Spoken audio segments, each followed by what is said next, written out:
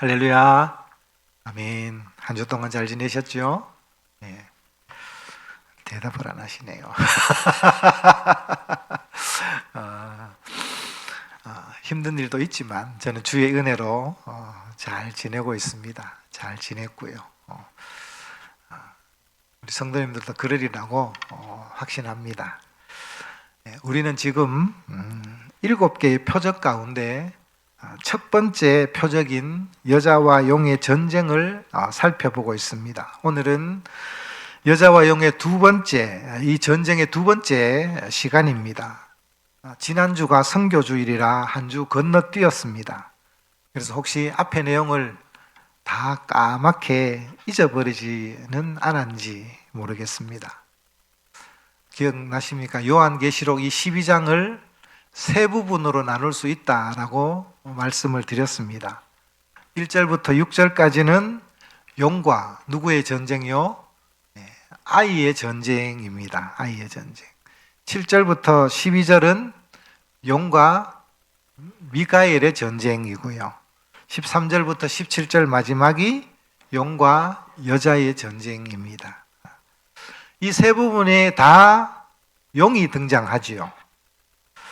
지난 시간에는 이 용, 우리가 사탄이라고 하고 마귀라고 합니다. 마귀에 대해서 우리가 좀 중점적으로 살펴보았습니다. 사탄, 이 사탄이라는 뜻이 뭐라고 했죠? 디아볼로스, 중상자, 비방자라는 그런 뜻입니다. 늘 수군수군하고 돌아서서 욕하고 비방하게 하는 게 마귀라는 것이죠. 사탄은 그래서 거짓의 아비입니다. 그러므로 사탄과 그 졸개인 귀신, 악한 영은 여러분 반드시 존재합니다. 이걸 믿으십시오. 내가 만약에 비방을 많이 하고 하면 자신이 사탄의 놀이개가 되어 있다는 걸 깨달으셔야 돼요. 그죠? 요즘 같은 세상에 사탄이 어디 있노? 여러분, 사탄의 존재를 부정해서는 안 됩니다. 또 하나, 이와 반대로 사탄에게 너무 큰 권위를 부여해서도 안 된다, 이렇게 말씀을 드렸죠. 사탄이 주로 사용하는 무기는요, 속이는 것입니다. 속이는 것. 그래서 인류의 조상인 우리 아담과 하와를 속였습니다. 하나님을 불신하게 했죠. 그리고 우리의 구주인 예수님도 이 땅에 오셨을 때 속이려고 했습니다. 하나님과의 관계를 갈라놓으려고 했죠. 우리는 떡이 돌로 만들고 높은 데서 뛰어내리고, 그죠? 이것에 중점을 두고 있는데, 사실은 그 시험은요, 네가 만일 하나님의 아들이거든.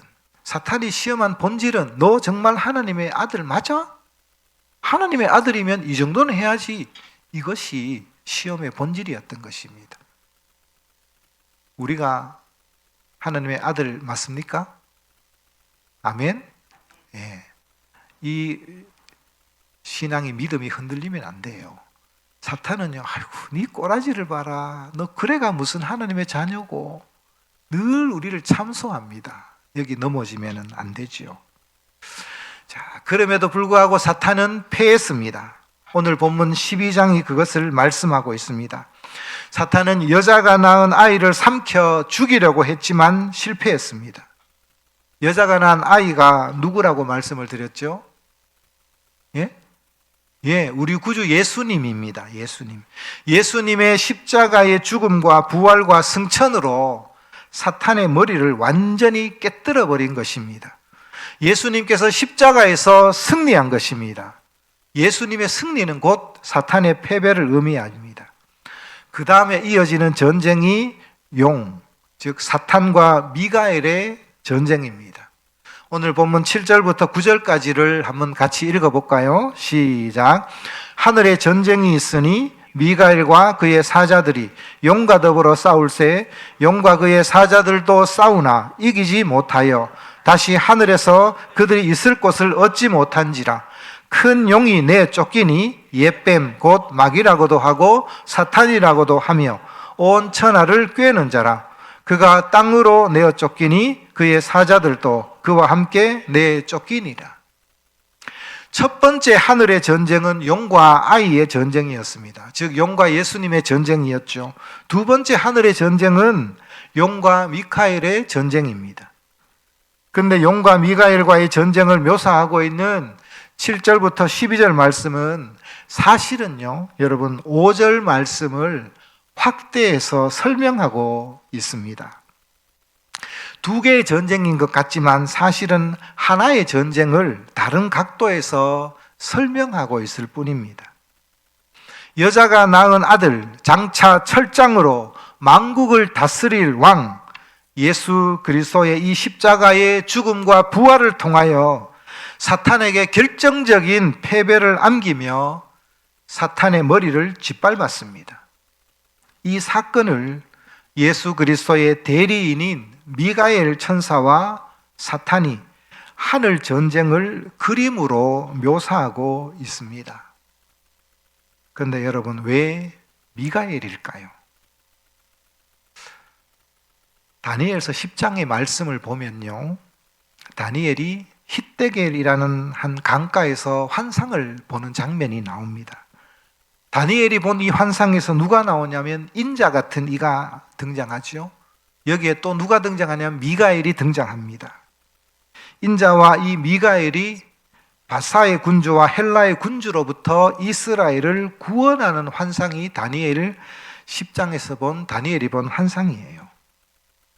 가브리엘 천사는 다니엘에게 자신이 3주 전에 보냄을 받았지만 바사왕의 군주가 21일 동안 자신을 막아서 내가 오지 못했다라고 이렇게 다니엘에게 이야기를 해요. 이때 미가엘이 와서 나를 도와줌으로 내가 올 수 있었다, 이렇게 다니엘서 10장 13절에서 말씀하고 있습니다. 그런데 이 21일 세 일해 동안 10장 2절 3절 말씀 보면 다니엘이 떡도 먹지 않고 고기도 포도주도 입에 대지 않고 기름도 몸에 바르지 않았다, 이렇게 기록되어 있어요. 여러분, 이것은 무엇을 의미할까요? 금식기도 했다는 거예요. 다니엘이 21일 동안 나는 떡도 먹지 않고 고기와 포도주를 입에 대지 않고 기름도 머리에 바르지 않고 내가 기도했다라는 거예요. 여러분, 하늘의 전쟁은 하늘에서만 일어나는 게 아닙니다.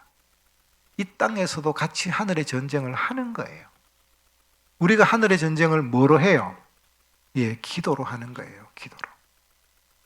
미가엘 천사가 하늘에서 악한 사탄과 싸우고 있는 동안 다니엘은 이 땅에서 금식하면서 기도한 것이죠.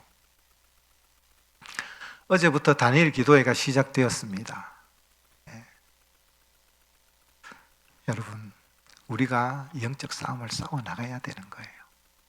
싸워 나가야 되는 거예요. 우리 교회가 선교주일 아니고는 특별히 외부 강사를 초청해가지고 부흥회 할 수 있는 그런 상황도 아니고, 그래서 다니엘 기도 때는 그죠? 21일 동안 21명의 강사가 나오잖아요. 정말 좋은 강사들 많습니다. 그래서 우리가 기도 제목을 가지고 이제 1116 우리가 초청 전도주일이 2주밖에 남지 않았습니다. 이 2주 동안만이라도 저는 하루에 한 끼 정도 금식을 했으면 좋겠어요. 다니엘처럼 21일 동안 금식하라는 말씀은 못 드리지만 하루에 한 끼 정도는 내가 적어낸 명단을 하나님 올려드리면서 우리가 그렇게 한 2주 동안 기도에 좀 집중했으면 좋겠다 하는 생각이 듭니다. 이것이 여러분 영적 전쟁입니다. 영적 전쟁입니다. 이 환상에서 인자 같은 이는 누구를 말할까요? 인자 같은 이 예수님입니다. 그러므로 용과 미카엘의 이 전쟁은 다니엘서의 이 환상을 배경으로 하고 있습니다. 여기에 등장하는 미가엘은 예수님의 대리자로 마지막 종말 시대에 하나님의 백성을 구원하는 구원자로 등장하는 것입니다. 그런데 이 하늘의 전쟁에서 패한 용이, 이 사탄이 어떻게 되지요? 8절을 한번 보십시오. 하늘에서 그들이 있을 곳을 얻지 못한지라. 여기서 말하는 그들은 용과 그의 사자들 말하죠. 9절에 보면은 그가 땅으로 내어 쫓기니, 그는 용이죠. 용이 땅으로 내어 쫓겼다라는 말이죠. 그의 사자들도 그와 함께 내 쫓기니라. 이렇게 기록되어 있습니다. 10절 말씀을 보십시오. 우리 형제를 참소하던 자, 곧 우리 하나님 앞에서 밤낮 참소하던 자가 쫓겨났고, 이렇게 기록되어 있습니다. 이들이 하늘에서 땅으로 쫓겨나기 전에 사탄은 어디 있었다는 얘기죠? 예, 하늘에 있었다는 말이에요. 하늘에서 무엇을 했을까요? 예, 하나님 앞에서 누구를 참소합니까? 예, 하나님의 형제들, 그죠? 우리의 형제들, 하나님 백성을 밤낮 참소했습니다. 참소가 뭐예요? 참소. 카테고르 고소하는 거예요. 참소. 비방하는 겁니다. 하나님, 자, 저래가 되겠어요. 벌에 뿌이소. 이러는 거죠. 이게 참소입니다. 이렇게 사탄이 하나님께 참소하던 예가 구약 성경에 있을까요? 없을까요? 있습니다. 여러분, 열왕기상 22장을 보면 북이스라엘의 왕이 당시 아합이었습니다. 아합이 유다 왕의 여호사밧 왕을 찾아옵니다. 그리고 지금 아람이 차지하고 있는 저 길르앗 라못은 본래 우리 땅이다. 그러니 우리가 연합군을 편성해서 그 땅을 도로 찾자라고 아합이 여호사밧 왕에게 제안을 합니다. 그러자 여호사밧이 어떻게 대답하냐면, 왕이시여, 좋습니다. 그런데 우리가 출정하기 전에, 전쟁을 하기 전에 여호와 하나님께 먼저 기도하고 물어보고 나가야 되지 않겠습니까? 그래서 이스라엘에 있는 선지자들을 다 불러 모읍니다. 그런데 이렇게 모인 선지자들이 거의 다 거짓 선지자였어요. 대표적인 인물이 시드기야입니다.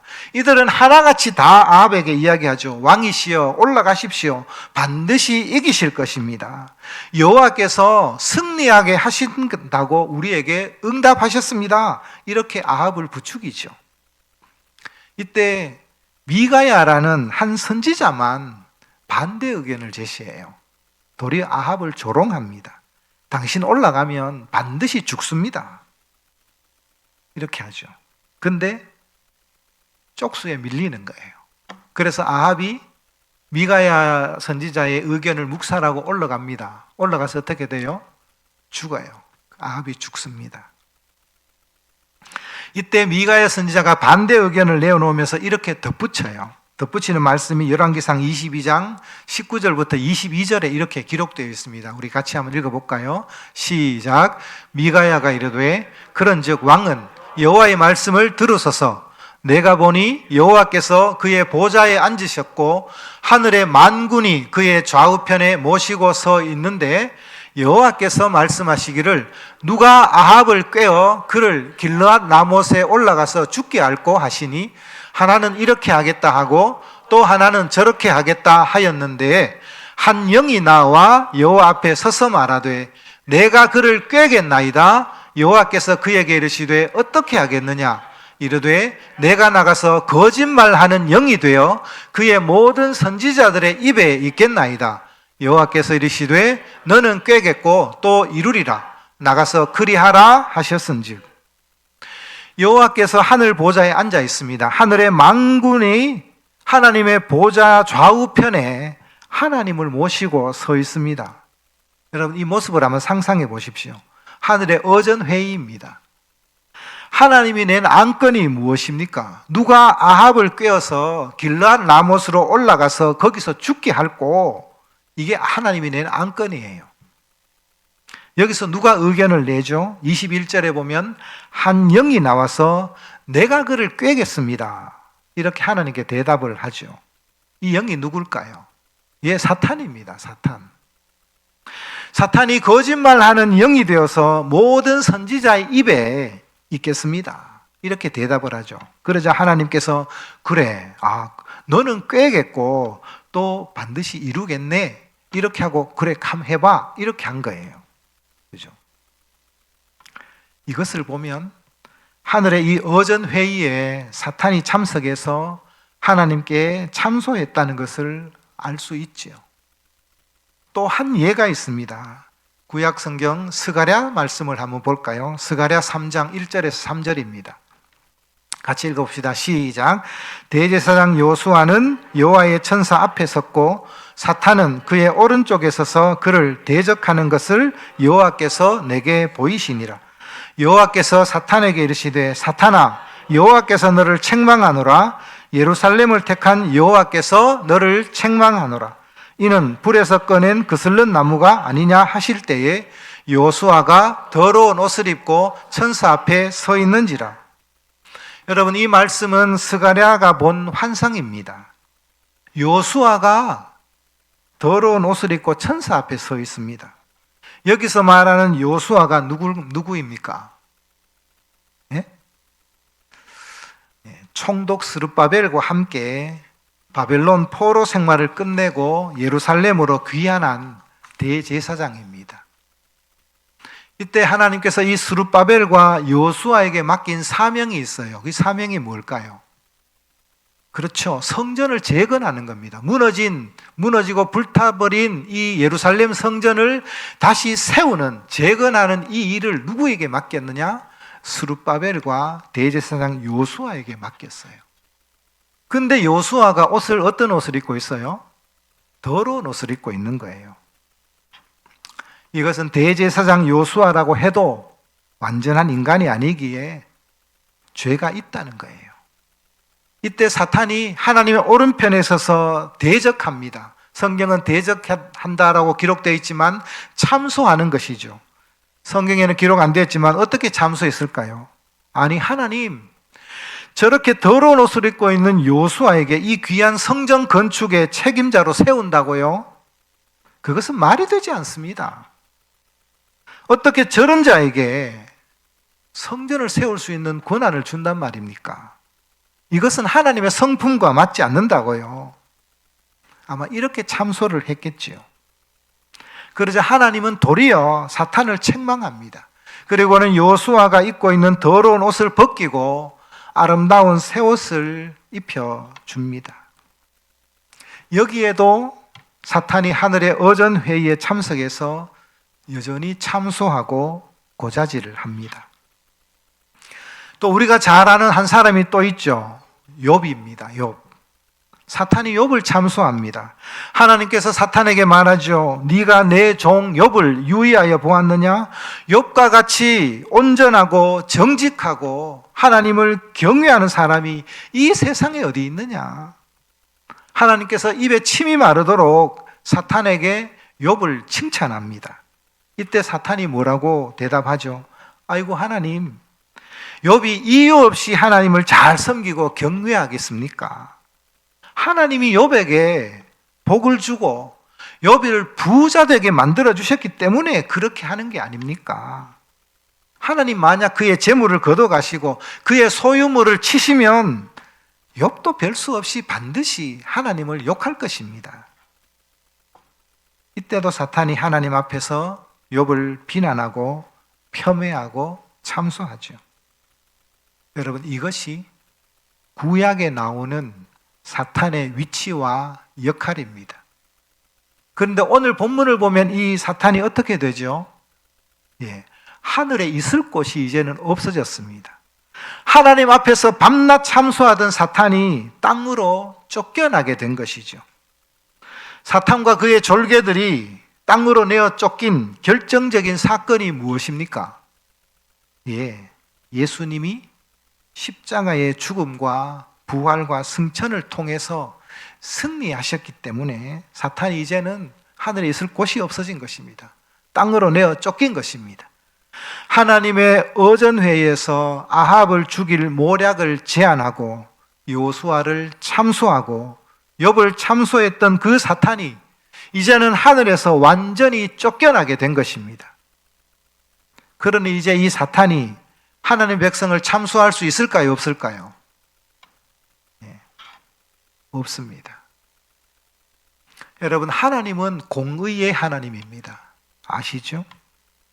하나님의 백성들이 지은 죄를 해결하게 될 때까지는 하나님은 싫어도 사탄의 참소를 들을 수밖에 없었습니다. 쟤들이 저렇게 죄 있는데요. 하나님은 이 백성을 너무 사랑하지만 이들의 죄는 제사 지내는 것으로 해결이 안 되는 거예요. 그래서 사탄의 참소를 듣기 싫어도 하나님은 들을 수밖에 없었습니다.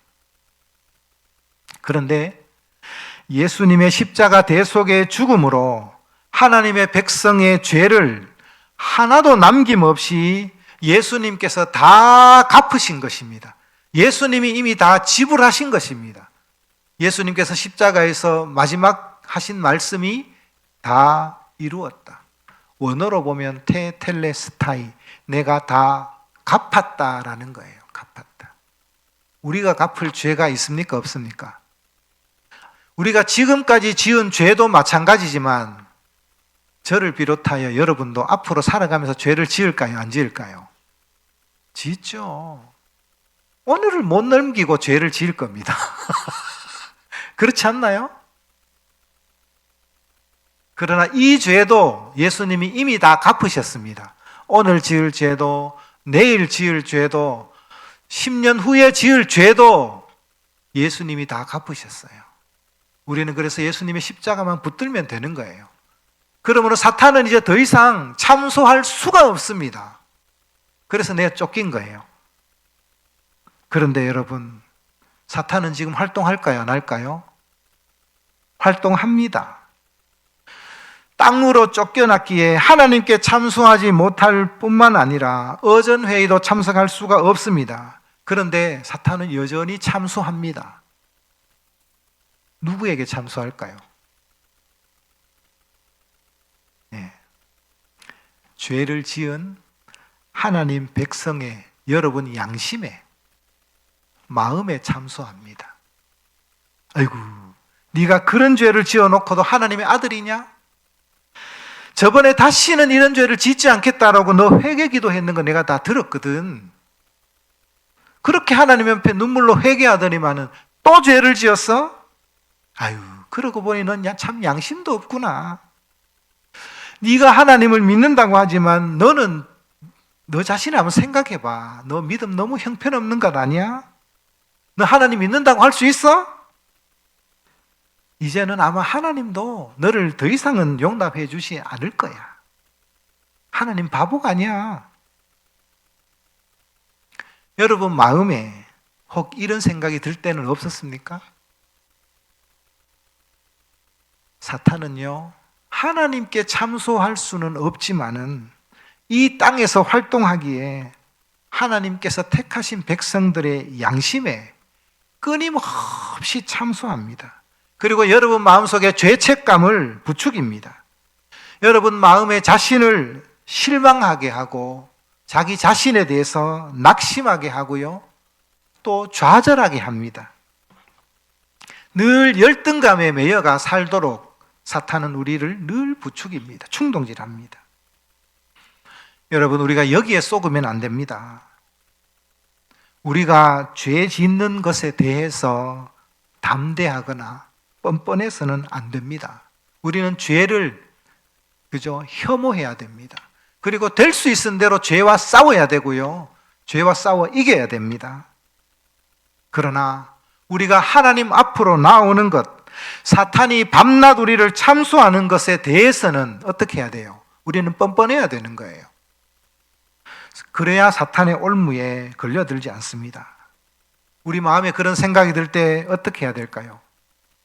사탄 떠나가. 그래, 너 말대로 나 정말 형편없는 놈 맞아. 어쩔래? 예수님이 나의 이 연약함과 죄 때문에 죽어주셨어. 나의 이 죄값을 예수님께서 이미 십자가에서 다 치렀어. 이제 남은 것은 일도 없어. 예수님이 괜찮다라고, 내가 다 해결했다라고 말씀을 하시는데, 사탄, 네가 왜 나에게 이렇게 말해? 좀 험한 말로, 네가 왜 나한테 지랄이야? 뭐 이래도 되는 거죠. 사탄한테는 입 다물고 꺼져! 이렇게 소리쳐야 되는 것입니다.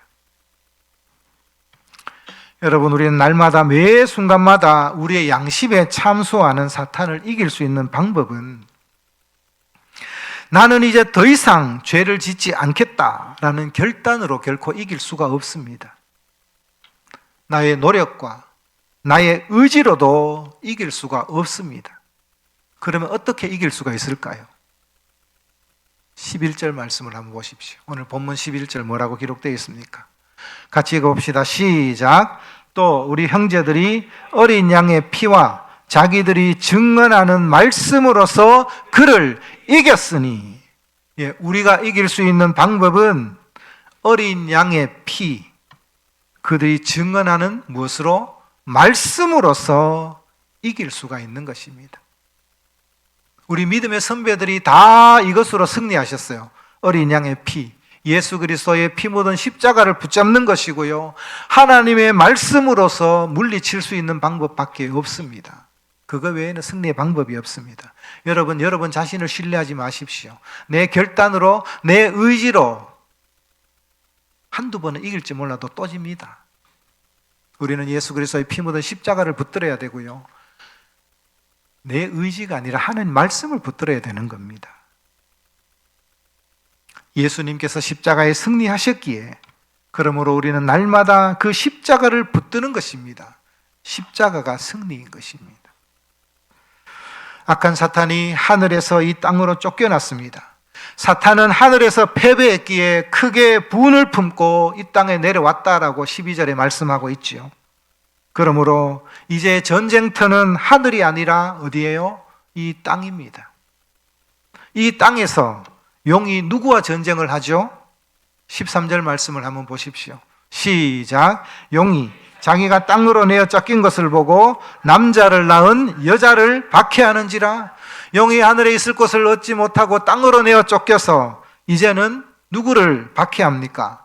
남자를 낳은 여자를 박해합니다. 남자를 낳은 이 여자가 누구지요? 교회입니다. 우리가 지난주 잠깐 언급했죠. 교회입니다.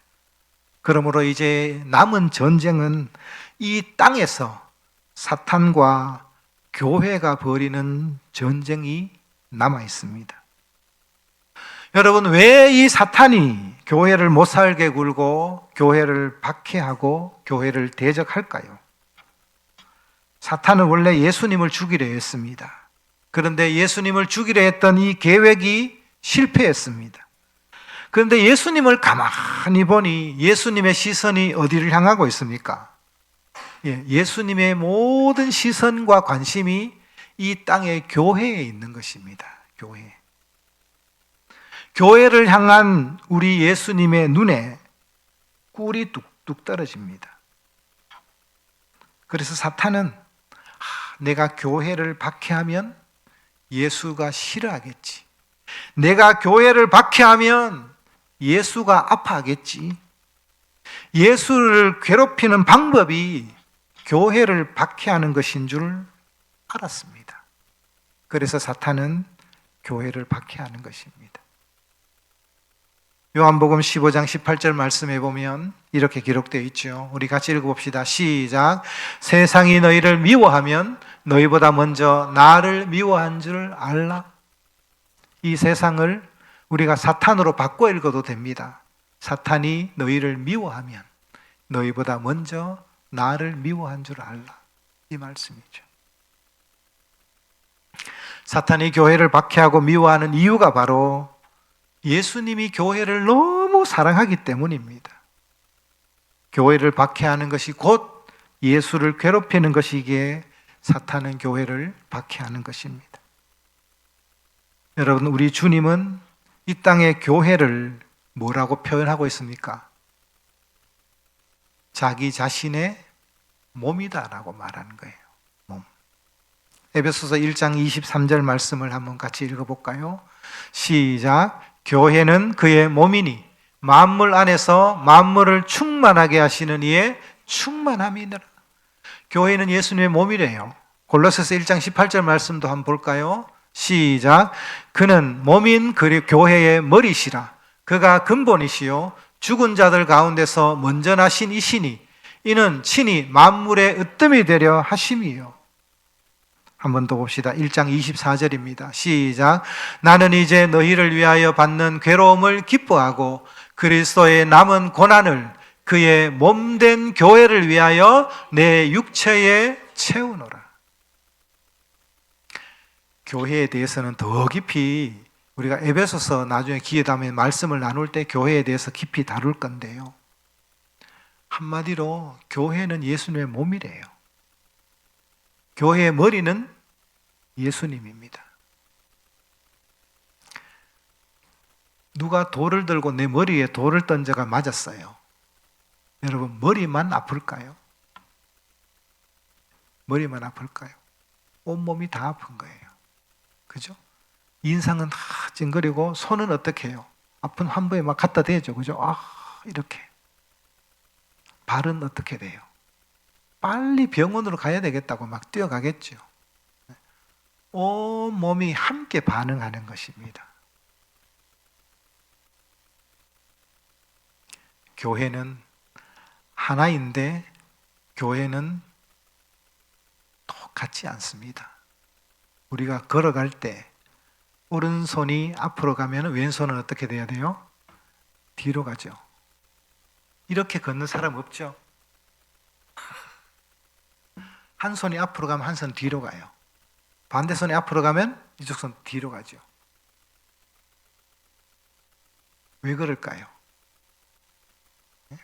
균형입니다. 균형. 그래서 교회는 우리가 한 예수님 안에서 지체가 다양합니다. 어떤 사람은 머리의 역할을 하고 어떤 사람은 손의 역할을 하고 어떤 사람은 발의 역할을 합니다. 다 교회 안에 달란트가 다 달라요. 기능이 다 달라요. 우리가 그것을 인정해야 됩니다. 다 똑같을 수는 없습니다. 다 나와 같을 수는 없습니다. 내가 눈이라고 해서 온몸에 전부 눈만 있으면 사람이 그건 비정상이죠. 역할이 다 다른 것입니다. 그것이 교회예요. 예수님은 교회의 머리십니다. 우리 몸이 아프면 예수님도 아프는 거고요. 예수님이 아프면 우리도 아픈 것이죠. 같이 그것이 연합입니다. 연합. 우리는 교회 안에서 예수 안에서 우리는 한 지체입니다. 그래서 함께 울고 함께 아파하고 함께 사명을 감당하는 것이 교회인 것입니다. 이건 신비입니다. 신비. 여러분, 그러므로 이 땅에 있는 이 교회는 그리스도와 함께 악한 사탄과 전쟁을 치러야 합니다. 이것은 피할 수가 없습니다. 이것은 교회의 운명입니다. 언제까지요? 14절에 말씀하고 있는 한때, 두때, 반때, 또 다른 말로 1260일, 또 다른 말로 42달입니다. 예수님께서 이 땅에 오시고 구속사역을 완성하시고 승천한 이후에 이 땅에 교회가, 오늘처럼 교회가 탄생되었습니다. 이 전쟁은 예수님이 왕으로 이 땅에 다시 오실 때까지 계속될 것입니다. 하지만 우리는 걱정할 필요가 없습니다.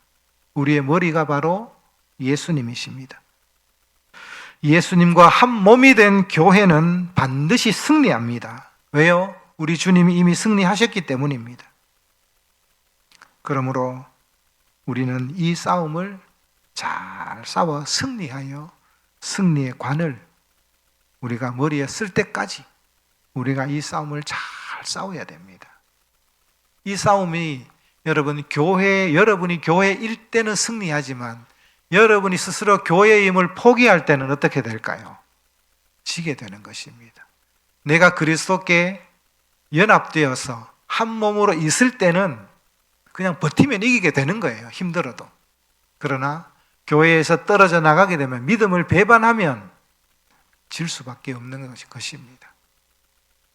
우리가 승리의 관을 머리에 쓸 때까지 끝까지 이 믿음의 싸움을 1260일 동안 42달 동안 잘 싸워서 승리하는 그런 우리 성신교회 저와 여러분이 되기를 주님의 이름으로 축복합니다.